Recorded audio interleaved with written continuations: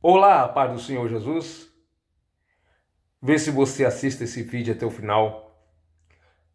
Precisamos pensar como crentes em Jesus. Quanto tempo nos resta? Eu não estou tratando ou falando em relação à nossa vida, que é tão curta, mas como igreja, ou até mesmo como seres humanos, falando também da existência humana. Quanto tempo nos resta? Tudo nos mostra, tudo dá a entender que estamos perto do fim. Mas uma coisa que é preocupante é que a humanidade, mesmo avisada em sua maioria, vive como o fim não fosse chegar. O fim da raça humana, o fim das oportunidades que Deus tem dado aos seres humanos a chance de se salvar ou de ser salvo pela palavra de Deus. Cada evangelho ou cada pessoa que prega o evangelho está oferecendo uma oportunidade para os seres humanos. Cada um de nós que levantamos pela manhã devemos agradecer a oportunidade que Deus tem nos dado. Mesmo que somos salvos, libertos por Cristo, entendemos que Ele está sempre nos dando uma chance para melhorarmos, para arrepender dos nossos pecados. Quando fala de arrependimento, logo vem em nossa mente os ímpios, os homens sem Deus. Certo é que muitas vezes nós que somos também cristãos, ou temos este título de crente, cristão, evangélico, também erramos. E quando se amanhece o dia e você tem a chance de melhorar, deve ser grato a Deus. Mas quanto tempo nos resta? O fim logo chegará. Tudo dá a entender que o que há de vir virá e não tardará. As profecias se cumprem, os sinais se revelam, não falta nada.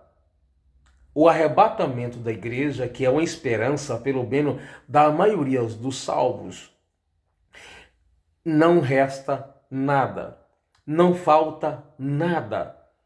O que é que nós estamos esperando para fazer o ide e pregai o evangelho a toda criatura?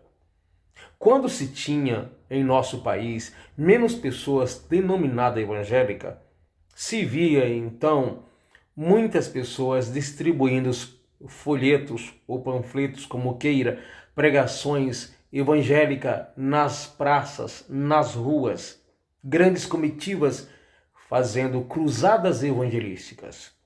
Eu não sei se as pessoas entendem que não há mais necessidade, porque o evangelho, de certa forma, aqui no Brasil, por exemplo, já se propaga ou é muito propagado e nós não sabemos.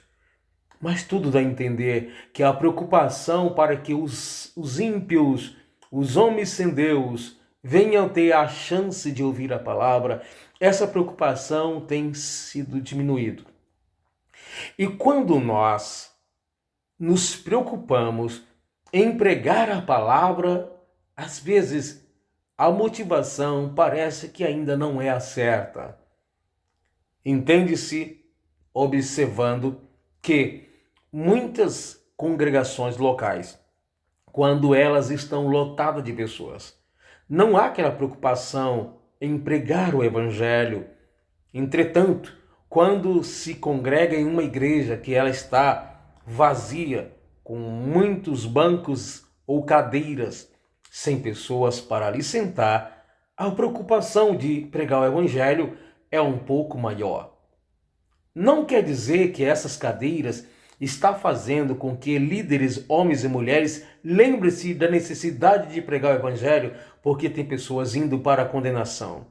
Mas a motivação é encher o templo, encher a congregação, aquilo que é construído com tijolo. Nós não estamos falando do organismo vivo, mas sim da organização. Mas quando Jesus diz para pregar o Evangelho, a ideia não é encher a igreja, mas sim encher as mansões celestiais. Consequentemente, quando se prega o Evangelho, se anuncia o Evangelho, claro, essas pessoas vão congregar. Há essa necessidade, essa carência, logo elas irão para um templo construído por mão de homens, para ali comungar a sua fé, tendo comunhão, tendo ali a necessidade de ser orientadas, se receber e também fazer orações, e em coletivo adorarmos a Deus, participarmos da ceia do Senhor, enfim. Mas a iniciativa de se pregar a palavra não deve ser porque uma igreja está vazia, mas sim, primeiro, o ide de Jesus, e ide fazer discípulos, ide pregar o evangelho a toda criatura. Como ouvirão se não há quem pregue? Sempre Jesus mostrou pelas suas parábolas a necessidade de que o homem compreenda a palavra do reino, compreendam a vontade de Deus e deixe seu estado de pecaminosidade, as suas práticas, e sejam transformados, para que assim na qualidade de filhos de Deus, de servo do Senhor, possam um dia morar com Ele nas mansões celestiais. Quanto tempo nos resta? E nós que somos crentes, o que estamos fazendo com a oportunidade que Deus tem nos dado para pregar a palavra para os macumbeiros, feiticeiros, idólatras? Pregar a palavra para aqueles que estão distantes do Evangelho. Precisamos de uma entrega, de como antes, um tempo atrás, se viu pessoas apaixonadas por almas. E isso independente se você vai pregar para que alguém congregue na sua igreja local ou em outro lugar. A ideia é pregar a palavra, não importa onde essa pessoa vai congregar. Claro, você vai dar preferência muitas vezes para aquelas pessoas que você está vendo e ouvindo-as na região onde você mora e talvez onde você congrega. Quanto tempo nos resta? Tudo nos diz que falta pouco tempo. Então, Igreja de Jesus, homens e mulheres, servo e serva de Deus, que escuta-me neste momento, lembre-se que resta pouco tempo. É necessário que nesta hora venhamos levantar as nossas mãos para abençoar os pecadores, anunciar o Evangelho, pregar o Evangelho genuíno. Claro, vamos evitar, vamos fugir, vamos desprezar o que se chama de Evangelho por aí, a famosa teologia da prosperidade. Promessas que Deus nunca fez, coisas e interpretações forçadas das Sagradas Escrituras, que leva uma grande aglomeração, mas não transformação dos corações dos pecadores. Porque a palavra de Deus, Jesus disse em Mateus, nem só de pão viverá o homem, mas de toda palavra que sai da boca de Deus. E da boca de Deus não sai palavra de engano. É só mesmo a palavra que sai da boca de Deus, isso é, usando os seus servos de forma genuína, é que terá poder de transformar o coração do pecador.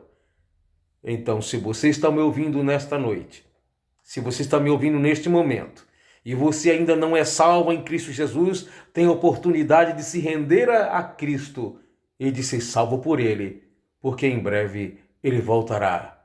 Tudo findará. Quanto tempo nos resta?